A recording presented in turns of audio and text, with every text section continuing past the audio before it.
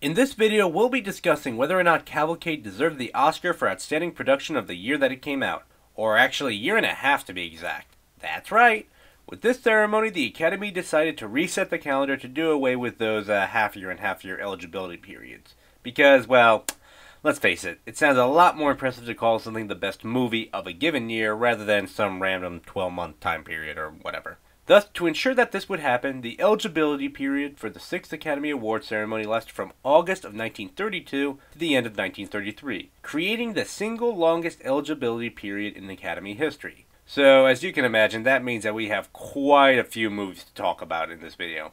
And by quite a few, I mean a lot. By my count, the number came out to about 16 movies, so I'll try to be brief and quick hit as many of them as I can. The first film on the docket is Lady for a Day, a film about a poor beggar woman, played by May Robson, who tries to pretend to be rich to impress her estranged daughter, played by Jean Parker, which I swear is portrayed a lot less lazily than the way I just described it, okay? It's actually kind of a touching film.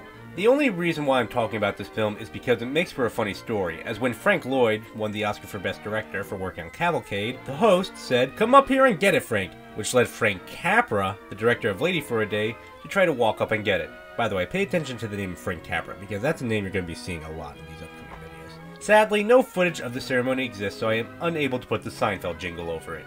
By many accounts, though, Lady for a Day was the big competition for Cavalcade, and while it was equally forgotten, it is a lot more fun, heartwarming, and an enjoyable way to spend 90 minutes. Nothing fantastic, but, you know, enjoyable. Though the ending of this film will push the boundaries of your suspension of disbelief in how good people can be. Because, well, let's face it, if this plot happened in real life, there's no way in hell they would have had this resolution. Film's good otherwise, though. Moving on to another movie, the film that won the Oscar for Best Actor this year was The Private Life of Henry VIII, a film about the founder of the Church of England and legendary asshole, Henry VIII, played by Charles Laughton, as well as his revolving door of wives, including the most famous one, Anne Boleyn, played by Merle Oberon, who isn't as hot as Natalie Dormer, but still does the job fine. This movie was actually a big deal at the time, since it was the first foreign film that became a big hit in America, as it was actually British.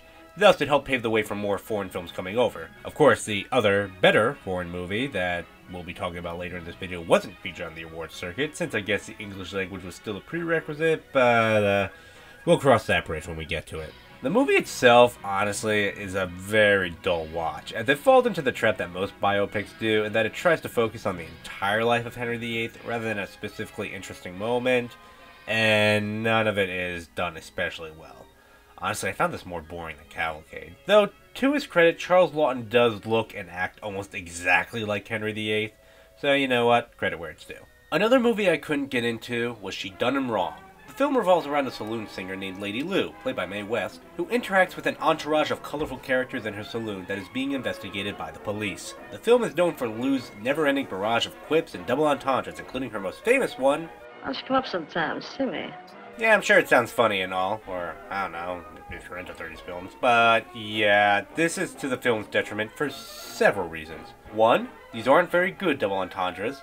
2, she's trying to bang every man who walks into her house and somehow acts surprised when this ultimately backfires on her. 3, literally every line of dialogue that comes out of her mouth is a quip and it gets really freaking annoying after a while. And 4, the movie introduces way too many plot threads in a 66-minute running time, leaving practically no time to wrap them up in a satisfying way. It also ends with a final scene that is honestly one of the stupidest things I've ever seen in my life. It's kind of a shame that I'm doing these rapid-fire reviews in this video, because this is one I would actually like to analyze a bit more and really discuss why it doesn't work, yet somehow it still became a classic, but actually, now that I think about it, aside from the above line, I don't know how much of it is actually a classic status.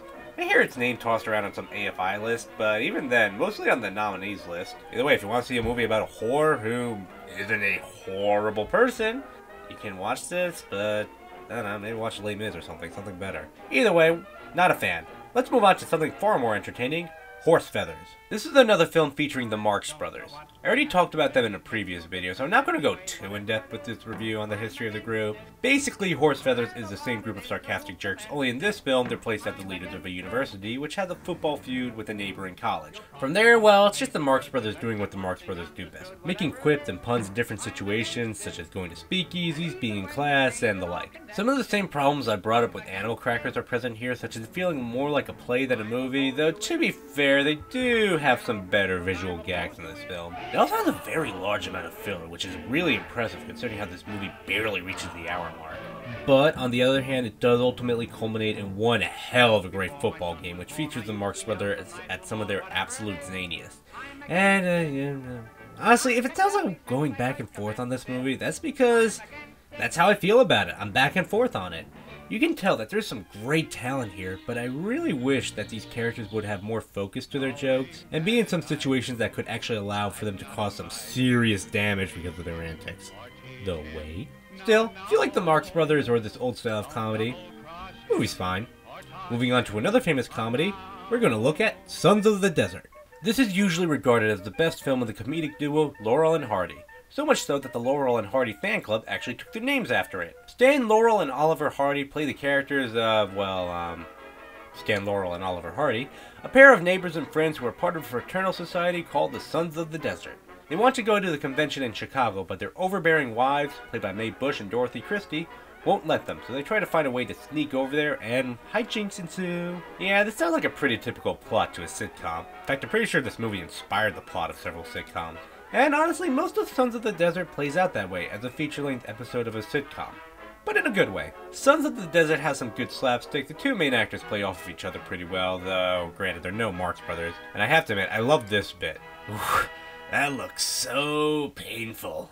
The film eventually changes gears in the second half to sort of escalate the plot, but I won't dare spoil it for you. While I don't know if I would consider this one of the best comedies of all time, Sons of the Desert is a fun way to spend an hour, and like I said, it seemed to set the stage for every abusive, destructive relationship in sitcoms that we convinced ourselves is funny, so you know what, it has that going for it too. Next up is A Farewell to Arms, based on the novel by Ernest Hemingway. In addition to coming out only a couple years after the novel, this movie is also usually regarded as being the best film adaptation of the novel. I can't really judge there, or whether or not the movie does a good job of adapting it, since, well, honestly, A Farewell to Arms is one of the very few literary classics that I'm not at all familiar with. The film details a forbidden love affair between Lieutenant Henry, played by Gary Cooper, and Nurse Bartley, played by Helen Hayes, in the middle of the Italian front during World War I. In total fairness, the movie doesn't do that good of a job at explaining why the relationship is forbidden, but you know what, it still makes for an interesting conflict. One thing I find fascinating in this movie is how the relationship starts and what it says about the time period that the story is set in. Shortly after meeting each other, Henry takes Bartley's virginity. Now in today's world, both parties would probably acknowledge this as a one-night stand and move on with their lives, but back then, it was accepted that if you had sex with someone, then you had to be in love, because otherwise you wouldn't have sex, so this is the spark that ignites them to stay with each other. It's an interesting time capsule if you look at it from that point of view. The movie as a whole is really good too. Out of all these quick hitters, this is by far the best one. And one of maybe, I don't know, 3 or 4 that I'd recommend you to watch if you get the chance. Hell, the sequence where Lieutenant Henry travels across the countryside during the middle of the war alone makes it worth watching. Check it out if you get the chance. Now, speaking of love, it's time to move on to our horror lineup because there's no emotion that's even remotely as scary. We had 4 horror movies come out this year, 2 of them creating horror icons and another 2 that were influential in their own way. First is The Mummy, which created another horror icon with The Mummy. Kind of like Dracula, the film opens up with a large deal of build-up to the villain as a pair of archaeologists excavate the tomb of a priest called Imhotep, played by Boris Karloff. Then, also like Dracula, the film jumps forward in time as a new group of characters encounter Imhotep. Similar to Dracula, Imhotep masquerades himself as a human to try to manipulate these characters for his own mysterious yet undoubtedly evil ends. Yeah, I'm sure it was supposed to be a twist, but it's pretty obviously him. He ain't fooling anyone. Imhotep conducts his plans before, like Dracula, are you starting to notice a pattern here? He meets his match in a seasoned scientist played by Edward Van Sloan. Yeah, most of the film's story beats are pretty much exactly the same as Dracula's, and even most of the characters seem similar. Though, to his credit, Imhotep stands on his own as a villain, being very humorless and to the point. Some of the Egyptian imagery can be cool, and the scene where we find out Imhotep's backstory is very interesting, but the big problem that kills this movie for me is the love story. The film culminates in the 2 main characters' love being the catalyst for the finale, which I'm not necessarily against given how the film works its way to at that point. The problem is that these characters have known each other for like a day, at most. This is supposed to be a love story that battles its way through millennia, and it's being driven by a bond that most Disney movies would be embarrassed to use. You could have very easily have written it with these 2 being childhood friends or something, have a past, anything. Now, while I don't flat out dislike this movie, I do think it's the weakest of the classic Universal monster films, and it feels like it's just hitting most of the required story beats and anything else. Still, It does have its own influence as proven by its countless remakes and sequels, so yeah, it's not for me. Moving on to something that was a lot more fun, there's The Most Dangerous Game. A seasoned hunter named Rainsford, played by Joel McCrea, finds himself shipwrecked on a private island owned by the mysterious Count Zaroff, played by Leslie Banks. Initially welcomed as a guest, Rainsford soon finds out that Zaroff is also a hunter, and uses his island to hunt human beings for sport. Again, I think this is meant to be a twist in the film, but honestly, it's what the film is most famous for and was used in all of its marketing, so I don't think most audiences would have been surprised by this. Either way, yes, this movie is the inspiration for that trope of the bored millionaire hunting humans for fun that would be used as a punchline to countless jokes about how the 1% live. That aside though, it is a lot of fun. The build-up is very good, slowly revealing just how demented Count Zaroff is, and the actual hunt in the back half of the movie is great to watch, slowly escalating to a really fun chase. The downside though is that there is one character who is really annoying. He's only in the movie for about 15 minutes, which I normally wouldn't mind, but when your movie's running time is just over an hour, that makes he's in it for an entire quarter of it, so yeah, that's a problem. The movie's fun otherwise though. And that brings an end to the quick hitters, so let's transition into the movies that I'm going to be giving more in-depth reviews about. I'll still try to keep them brief to save room for the big ones at the end of the video, but for now, let's take a look at the next Universal monster icon, the Invisible Man. After a science experiment gone wrong, Jack Griffin, played by Claude Rains, has been rendered permanently invisible. While at first he focuses on trying to reverse the condition, he eventually goes mad with his powers. He finds out that by stripping buck naked, he can go completely invisible and do whatever he damn well pleases. Now there's a lot of reasons why this movie is great, and most of them center around Claude Rains as the Invisible Man. First off, that is such a cool design there. Being covered entirely in bandages to mask the fact that his face is invisible, as soon as he shows up, it just begs mystery. Second, he makes the Invisible Man into a very fun, memorable villain, which is especially impressive considering how for most of the movie, he has to rely entirely on his voice to get the personality across. This character does what no horror villain had done before, and that is mix both horror and comedy. He chews the hell out of the scenery, but unlike a lot of later horror films where they try way too hard to wink to the camera, here it works because the humor comes from just how sadistic he is. Here we go gathering nuts in May, nuts in May, nuts in May. Here we go gathering nuts in May on a cold and frosty morning. On top of that, the effects are still pretty good too. Sure, every now and then the green screen might seem a little off, but that scene where he takes off the bandages for the first time is still impressive to look at. Especially once you remember that this movie is over 80 years old now. And throughout the whole movie, it never glitches. Even when there's nothing there, and whether it's hidden with wires or green screen work, the film always makes you believe that there really is an Invisible Man there. The other great thing about this film, especially coming off of The Mummy, is how quickly it gets on the road. The thing about a lot of these old Universal horror films that made them so unique at the time is that they're usually a lot more build-up than payoff. Like, most of the movie is just sort of developing the villain and explaining why they're a threat. They don't actually start killing people or getting dangerous until the climax of the movie. And once you watch enough of these films, you do start to notice a pattern with this formula. By contrast though, while the Invisible Man does have the build-up, it's pretty comparatively short, taking up only about 20 to 30 minutes of the film. By the end of the first half hour, the Invisible Man is already running amok. In any other Universal horror movie, this would be the climax, but here, the movie's just getting started. Throw in a whole slew of likable characters trying to take the Invisible Man down, and yeah, you have a really great movie here. On a personal note, this is probably my personal favorite of these old Universal horror films. Well, maybe a tie. There's another great one that has yet to come out, but we'll get to that in a few years. For now though, we have to look at one more genre-defining horror film, The Old Dark House. A couple, played by Raymond Massey and Gloria Stewart, and their friend, played by Melvin Douglas, find themselves in an intense rainstorm and stop at an old dark house to seek shelter for the night. There they meet the host, Horace Femme, played by Ernest Thesiger, and his wife, Rebecca, played by Eva Moore, a pair who just seem a little off. From there, well, it's a haunted house movie. You know this kind of story, strange stuff keeps happening, and there's always just a touch of danger. What actually makes The Old Dark House stand out in its genre is that most haunted house movies sort of get to the heart of the problem right away by bringing up the possibility of ghosts and what have you. This actually doesn't. Hell, they don't even emphasize all that much danger from the get-go. Instead, they leave it all to the atmosphere. From the way the femmes act and the way the house is shot, you just feel that there's something wrong with this house. And it instinctively makes you feel uneasy. It's very well paced, ramping up the danger slowly but steadily, but again, never lashing out at you until the very end. Like all great horrors, this movie knows it's not about what you see, but what you don't see. This is another one of the few Universal horror films I could actually see people getting scared by. The lack of music only adds to the atmosphere, as all you hear is a howling rainstorm pounding against the walls of the house. Boris Karloff also appears as the film's butler Morgan, who I was thinking started the trend of evil butlers, but after looking it up, no, he didn't. This was a cliche back when Edgar Allan Poe was still alive, so I totally rescind that statement, and I just wasted your time listening to that, so enjoy that minute you will never get back. Hardy har har. The character himself is a little bit boring, as it's clear that Karloff is just channeling Frankenstein's monster here, but still, he does add to the sense of danger that's omniscient throughout the movie. While The Old Dark House is a classic staple in the horror genre and was the first haunted house movie, it sadly disappointed in the American box office, instead finding more success over in Britain. It was also considered lost for a long time until a B-movie director, Curtis Harrington, made it a personal mission to find a print of the film to allow restoration. Good work there, man.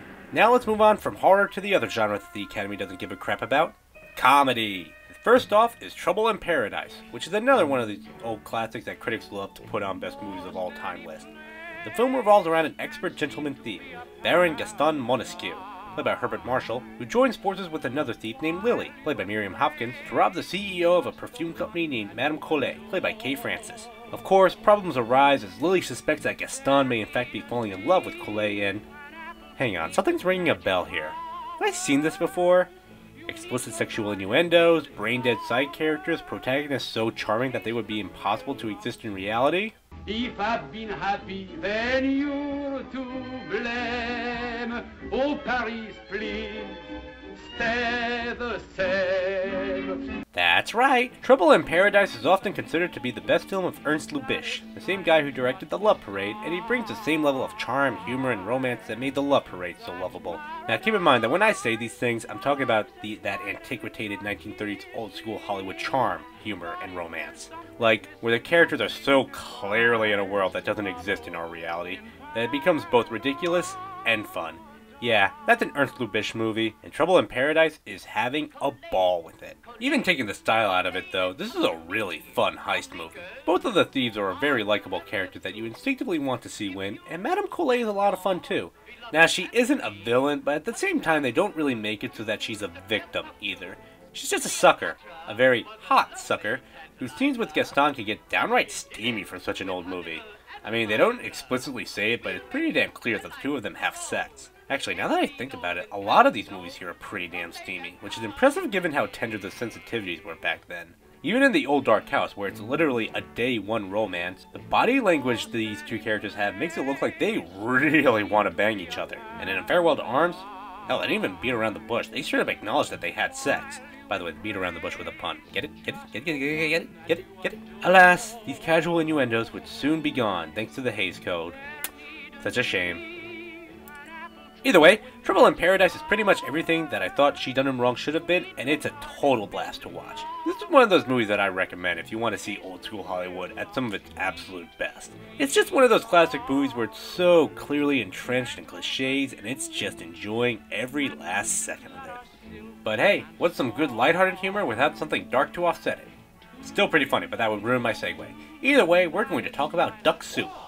Yeah, this is another movie by the Marx Brothers, and in case you're wondering why there's 2 in 1 video, remember, we're talking about an 18-month time frame here. This was the last of their films made with Paramount, and was the last movie made with all 4 Marx Brothers, as Zeppo Marx would leave the group after this film. Now, while Horse Feathers was just kind of a funny movie, Duck Soup is a comedic marvel, and is easily the best film that the Marx Brothers ever put out. I mentioned in my review for Animal Crackers that the problem was that a lot of it was mostly just them sitting around and watching these nutty characters in one location. In fact, that was a problem with a lot of Marx Brothers movies, as they just put these sarcastic assholes in random scenarios like, let's put them in a college, or let's put them on a ship and just have them make quips. But what makes Duck Soup great is that it puts these sarcastic assholes in a place where they could cause some real damage.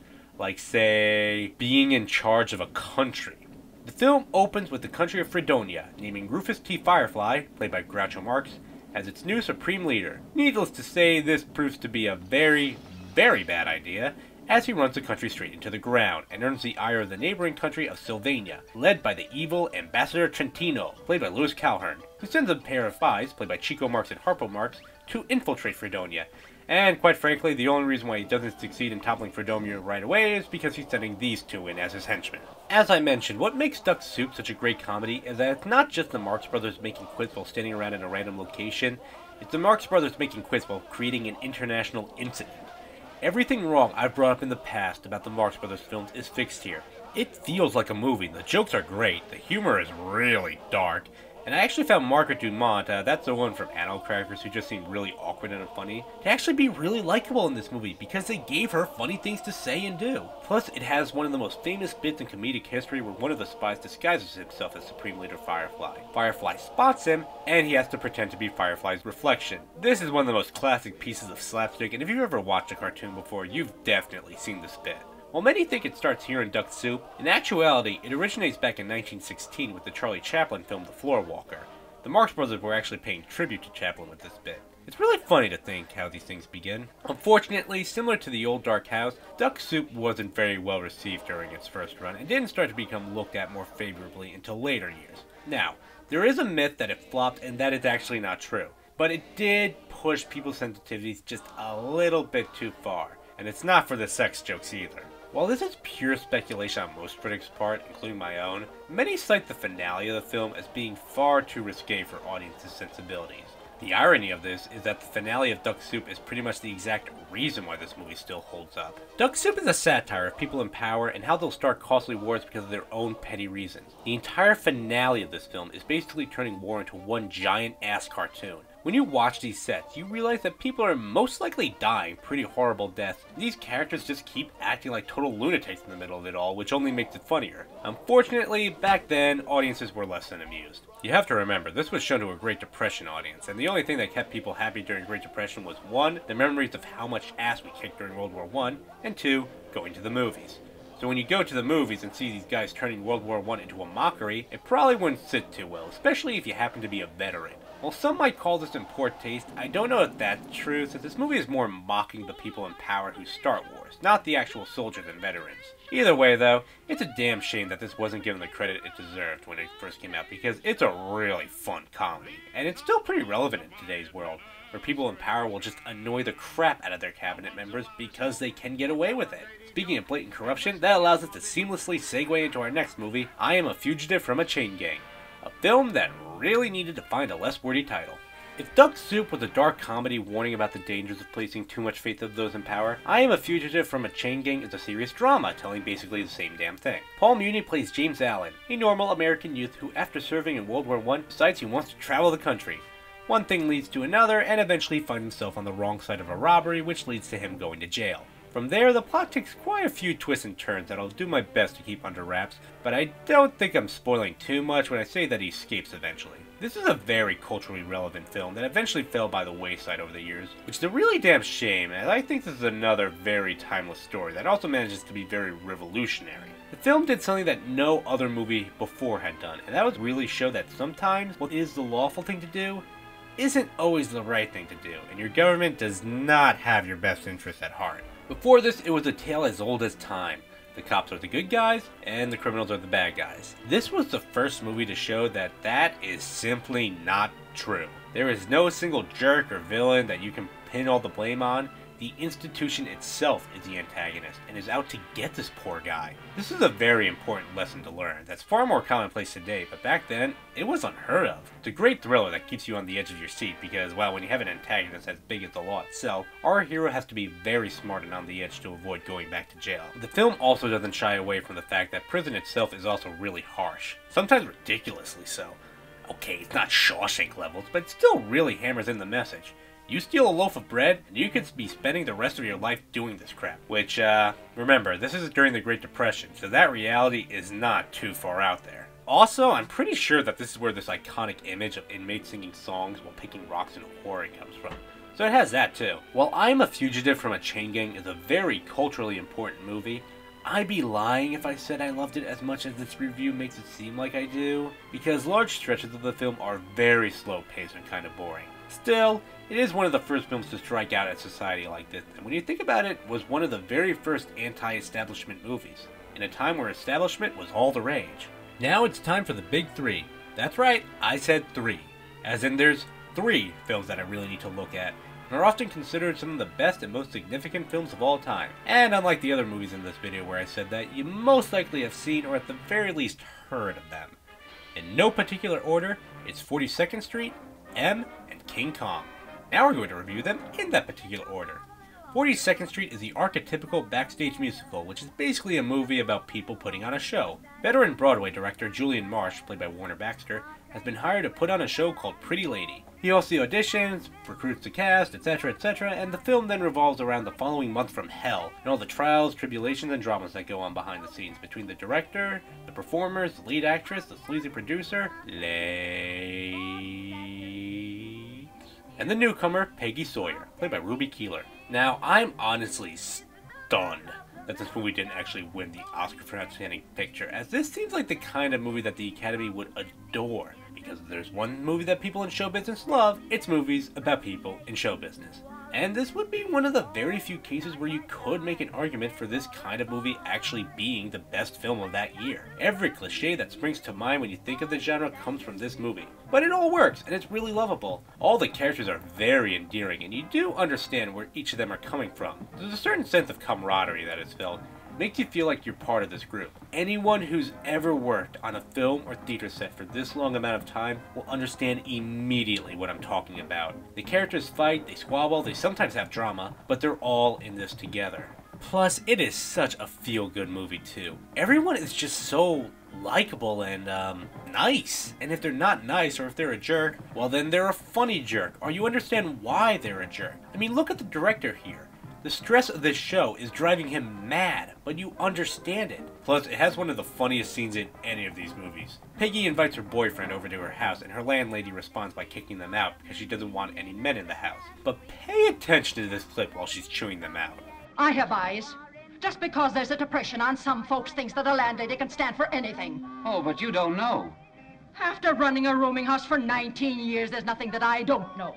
Now you get out, and no more talk. Then if he goes, I go too. Huh. Probably I'll be able to bear up under that blow too. And of course, there's another great classic movie quote. Would you keep your feet on the ground and your head on those shoulders of yours and go out and Sawyer? You're going out a youngster, but you've got to come back a star. It's interesting that 42nd Street is often billed as a musical and usually tops many lists of best musicals of all time, but I don't think it can really be called a flat-out musical. Obviously, as you can guess, the song numbers aren't done to explain what the characters are feeling or their emotions. They exist because they work on Broadway. But you don't even see many musical numbers in that regard either. Just small snippets that the characters practice for the big night. The only real musical number is the end of the film, where they actually have the premiere for their performance, and yeah, it's amazing. The final number where they perform Pretty Lady is a truly cathartic experience for anyone who spent 90 minutes watching these characters slowly go crazy preparing for it. It is so hard not to share in the enthusiasm they're feeling and crossing your fingers, hoping, begging, pleading that nothing goes wrong because you see how hard they've worked and you really want it to pay off. The fact that it's a great musical number too is only a bonus. This is one of those movies that I would almost want to do a whole separate video for and analyze scene by scene why it's amazing. From beginning to end, this is such a great movie, and it defined the backstage musical genre. It has often been imitated, but never duplicated, and it's probably the best movie about show business, or at the very least in the top 5. But after watching a movie that makes you feel great about some of the better parts of hard work, it's always great to watch a movie about the dregs of society. Next up is M. M is another foreign film, and it was originally released in Germany in 1931 as M. Eine Stadt sucht eine Morde. However, we go by American release dates for this show, and it wasn't released stateside until 1934, where rather than translating whatever Eine Stadt sucht eine Morde means, it was just called M. The film takes place in Berlin as a pedophilic serial killer, played by Peter Lorre, has been murdering children left and right. The police, led by Inspector Lohmann, played by Otto Wernick, are stretched thin trying to catch the criminal and also keep the city from falling into a mass hysteria, which of course it freaking does. Things get so bad that the criminal underworld finds that they're unable to do anything because the police are just cracking down on them. So they decide that they're going to find the murderer on their own. The rest of the movie is then a ton of fun as it turns into one big rat race between the cops and the criminal to see who can capture this guy first. It's very clever though, as it gets you invested to seeing the whole city band together to try to solve this problem, but then the last act switches it around to make it a cautionary tale of vigilante justice. I'm not going to spoil the ending, but the climax of the film really asks a powerful question that is not only timeless, but honestly, I think it's even more relevant today than when this movie first came out. It's something that very few films, or hell, people in general are willing to ask, but it's a question that should be asked, and it really makes you think after the film is over. What is the right thing to do in this situation? The film was also fairly ahead of its time in terms of sound as well. I've been pointing out in the past few reviews that a lot of movies from the first half of the 30s tend to feel really empty sounding since they haven't quite mastered the art of sound mixing, and it's something that you're bound to notice. M, however, doesn't have this issue. There's not much music, but there's a lot of ambient and background noises that make it feel like you're in a city. And even off-camera sound is used very smartly. Hell, off-camera sound is used. For example, most of the movie we actually don't even see the killer. Instead, he'll whistle in the Hall of the Mountain King while he's walking around, so we, as the audience, know that when we hear that sound, we instinctively have this sense of dread. And actually on that note, Peter Lorre is also really good as the serial killer. Again, it's really hard to describe this character without spoiling the movie, but it's a very unique performance of the serial killer that I don't think any movie has tried since without falling flat on its ass.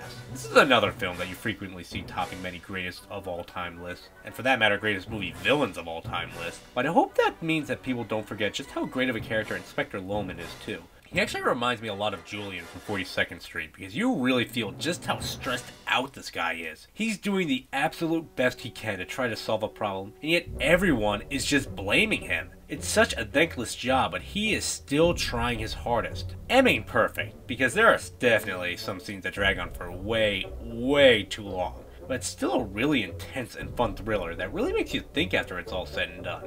And it sticks with you too.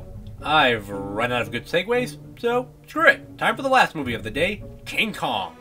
This one doesn't really need an introduction. It's King Goddamn Kong, one of the most famous adventure films ever.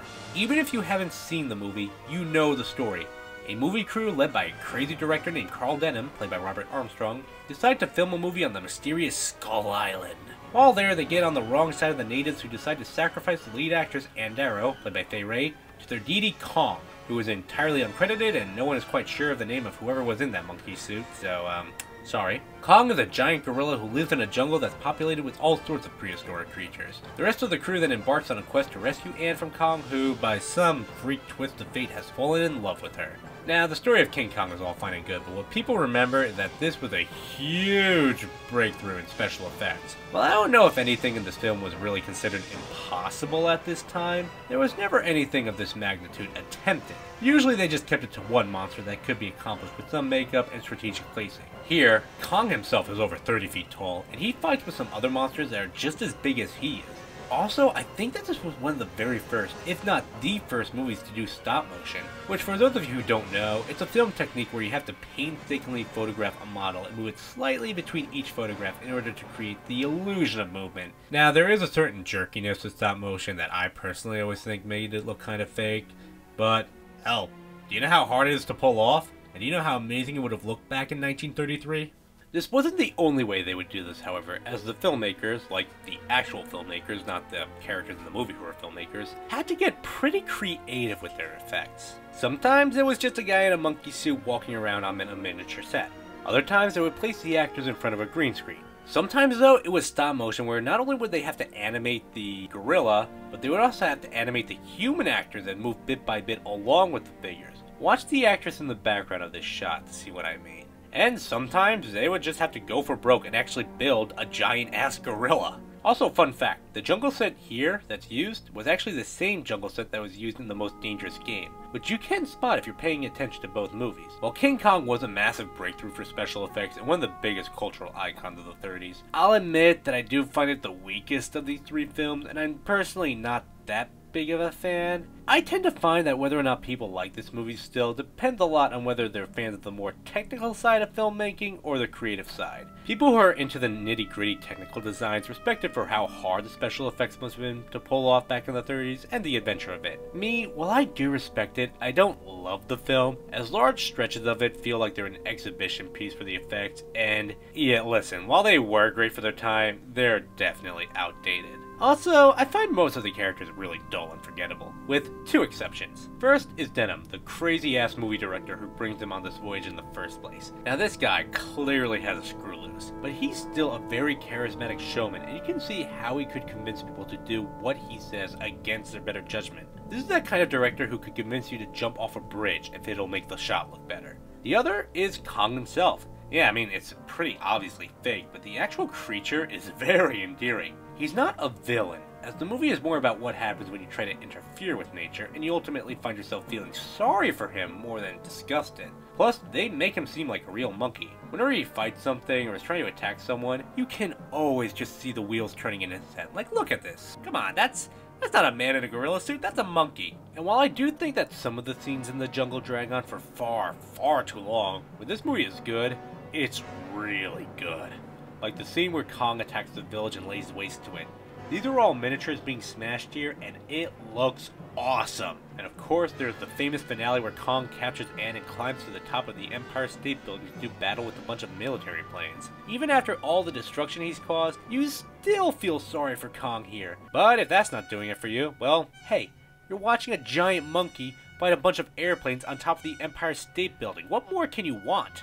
I mean, seriously, not only is Cavalcade not the best movie of this year, it's probably the worst of these films that I watched. Okay, yes, that's just my opinion, but again, like I said in my review of Cavalcade, I have tried so hard to find the reason why it won the Oscar in the first place, and I failed. I can't find it. I have looked high and low. It's a pretty universally regarded truth that this was a snub. I will give credit where it's due in that a lot of the movies I talked about here were actually nominated, but on the other hand, a lot of them weren't. 42nd Street probably had the best chance of actually winning, but that didn't happen.